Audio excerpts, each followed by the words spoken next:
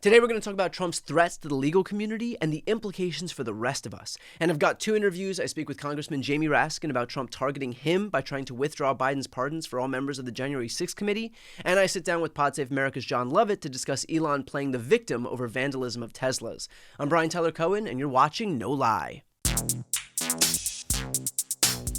So Trump is doing something right now that he knows is going to fly under the radar, but will have massive implications. He has begun extorting law firms, wherein he threatens lawyers' ability to do work with the government, intimidates their clientele, risks their reputation, unless those law firms decide to bend the knee and do what a firm called Paul Weiss opted to do, which is to offer him $40 million in legal services to conservative causes that Trump approves of. This is an extortion racket, and of course, because the cop on this beat is the DOJ, under Pam Bondi, it'll never be investigated, meaning that Trump basically just gets to get away with it. But Paul Weiss wasn't without options here. Donald Trump also attacked a firm called Perkins Coie, which opted not to bend the knee and instead sued Trump in court.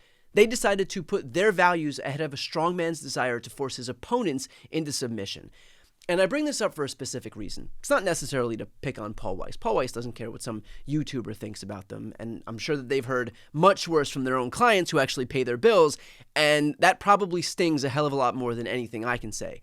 But I bring this up because this isn't about just one law firm. It is about the lesson that Trump learns when he gets one big law firm to capitulate, because then it makes it impossible for the rest of the law firms to put up a unified front and actually fight back and win.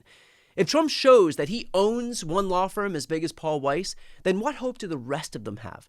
The same way that if Trump can show that he owns Zuckerberg at Meta or Shu at TikTok, then the rest of the social media platforms know that there will be no unified front in tech companies against him. If Trump can show that he owns Bezos' Washington Post or the LA Times, there will be no unified front in newspapers against him. If Trump can show that he owns ABC News or CBS by getting them to settle frivolous lawsuits, then there will be no unified front in the media against him. There is a reason that Trump goes after the big fish in all of these sectors. It's because once he topples one or two, then it destroys this illusion that there will be collective action against him. It sends the message that it's no use standing up to him because eventually these entities, these companies, these people will just be going up against the President of the United States and the rest of the U.S. government, and they will be doing it, importantly, with no support.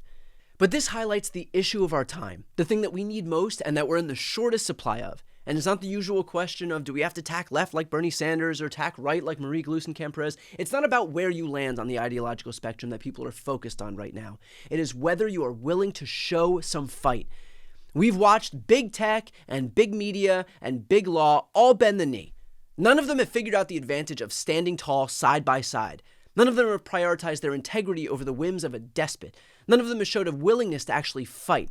And we watched the Democrats last week, after months of promising to show up and fight and never back down, do exactly that with the continuing resolution. We are in desperate need of some courage, of some spine. And if the media won't do it, if the tech companies won't do it, if the lawyers won't do it, if the elected officials won't do it, then it's got to be incumbent on all of us, incumbent on regular people to take the lead. That means showing up at these town halls where there are town halls. It means showing up to elected officials' offices. It means calling. It means taking to the streets. I promise you that there is one thing that will move every single person that we've been talking about. That'll move the government, businesses, the media, and that is when populations rise up. They will operate with a sense of impunity until it becomes clear that there will be no impunity. So if there's an opportunity to show up, take advantage of it. If there are town halls or protests or marches, go to them. I know that with all this shit bearing down on all of us, the last thing that we feel is empowered, but I guarantee you that you all showing up en masse as soon as there's an opportunity is the single most important tool that we have. It has the power to topple dictatorships and autocracies, and it has. And that includes the burgeoning one right here in the United States. So if no one is going to come save us, recognize that we're going to have to do it ourselves. Next up are previews of my interviews with Jamie Raskin and John Lovett. Just a quick reminder, on one video per week, my video podcast, this show right here, No Lie with Brian Tyler Cohen, I have sponsors. So here's a quick word from some sponsors, and then my interviews with Jamie Raskin and John Lovett. No Lie is sponsored by Acorns. They say money can't buy happiness. That might be true, but money sure can make you feel a lot of other things, like stressed and guilty and overwhelmed. That's because when you're not in control of your money can control you. Acorns is a financial wellness app that helps you take control of your money with simple tools that make it easy to start saving and investing for your future. You don't need to be an expert. Acorns will recommend a diversified portfolio that matches you and your money goals. You don't need to be rich. Acorn lets you get started with just the spare money that you've got right now, even if all you've got is spare change. Basically, Acorns does the hard part so that you can give your money a chance to grow. And look, especially at a moment right now where things do seem so tenuous, having control where we can get it is especially important. So if you're ready to take control of your money, sign up now and join the over 14 million all-time customers who have already saved and invested over $25 billion with Acorns. Head to acorns.com/BTC or download the Acorns app to get started. Paid non-client endorsement. Compensation provides incentive to positively promote Acorns. Tier 2 compensation provided. Investing involves risk. Acorns Advisors LLC, an SEC registered investment advisor. View important disclosures at acorns.com/BTC. No Lie is sponsored by BetterHelp. Therapy should feel accessible, not like a luxury. With online therapy, you get quality care at a price that makes sense and can help you with everything from anxiety to everyday stress. I myself have gone to therapy. It has helped me immensely, and I highly recommend that everybody else do the same. And for BetterHelp, with over 30,000 therapists, they are the world's largest online therapy platform, having served over 5 million people globally. It's convenient, too. You can join a session with the click of a button, helping you fit therapy into your busy life. Plus, switch therapists at any time. Your well-being is worth it. Visit betterhelp.com/no-lie to get 10% off your first month. That's BetterHelp, HELP.com/no-lie. Obviously, some big news that was just revealed by Donald Trump is this idea that he is making null and void any pardons that were granted by Joe Biden to members of the January 6th committee. Obviously, you sit on this committee. So can I have your reaction to both the legality and just in general, him deciding to try and attack members of the January 6th committee? Well, one president cannot revoke or veto another president's pardon. So that simply doesn't exist. He's complaining that Biden used an auto pen, although there's no evidence for the fact that he used an auto pen. In any event, the Constitution doesn't say you can't use an auto pen. Yeah. Because the president has the power to pardon and commute sentences. So let's hope that this is a passing fancy and just a little drizzle in the summertime, and that he doesn't press it too hard. Look, we know he was running around threatening to prosecute Liz Cheney and Benny Thompson, the chair of our committee and the vice chair of our committee. And that's why this general pardon was issued to members of the committee. But for all intents and purposes, it's a valid legal pardon, and that is within the unilateral power of the president. If not, a lot of people would be challenging the idea that he could pardon actual insurrectionists who he incited to try to overthrow an election to keep him in office. Does the fact that he's trying to do this, the legality notwithstanding, signal that it is indeed his desire to go after his political opponents who sat on the January 6th committee? Oh, well, there's no doubt about that. I mean, he's been tweeting against us and vilifying us, ever since the bipartisan January 6th Select Committee, which he calls the Unselect Committee, has been in business.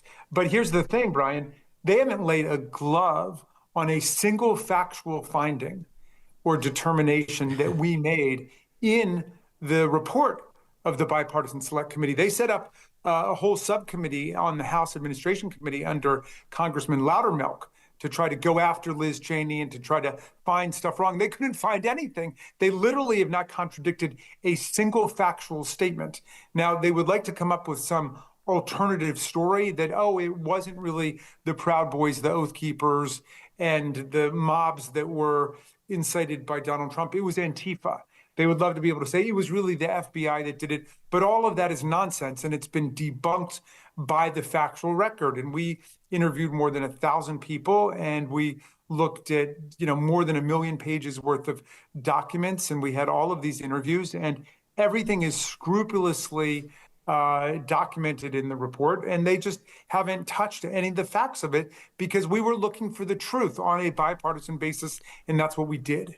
There's been a lot of debate lately about whether or not we're in a constitutional crisis. And a lot of legal experts are pointing to the fact that, okay, we're not technically in a constitutional crisis until there has been a court order that wasn't followed. It was appealed up to an appeals court. It was appealed up to the Supreme Court. And then if the Supreme Court issues a ruling that runs counter to what the administration wants to do, and yet the administration barrels ahead anyway, that's technically a constitutional crisis. And then you have, broad swath of the rest of the base, of which I would probably include myself, where what we're seeing right now is so obviously counter to everything the Constitution says and so clearly a crisis.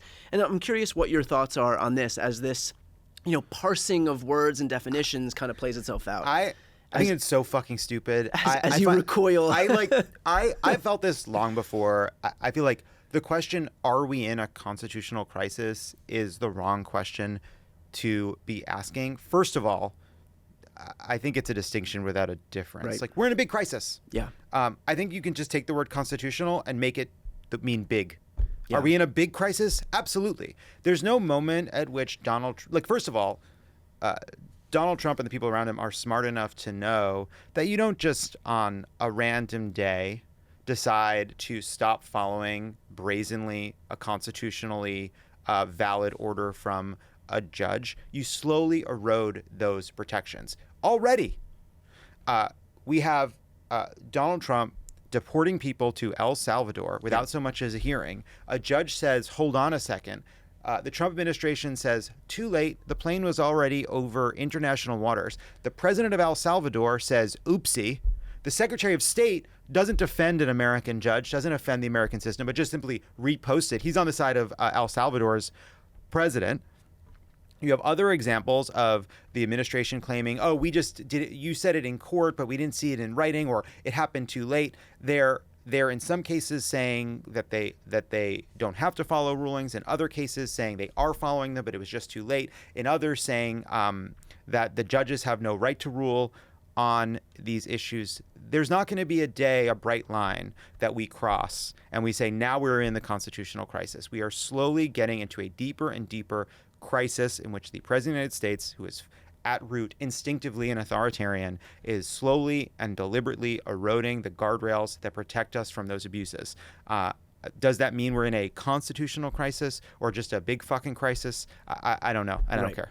And I think that's such a good point, that I think everybody's waiting for the day that we switch from a democracy into an autocracy. But it is inherently the fact that they are normalizing a lot of what we're seeing right now, that the Overton window is shifting day by day, that expressly gets us to the point where we won't even notice that switch as it's happening.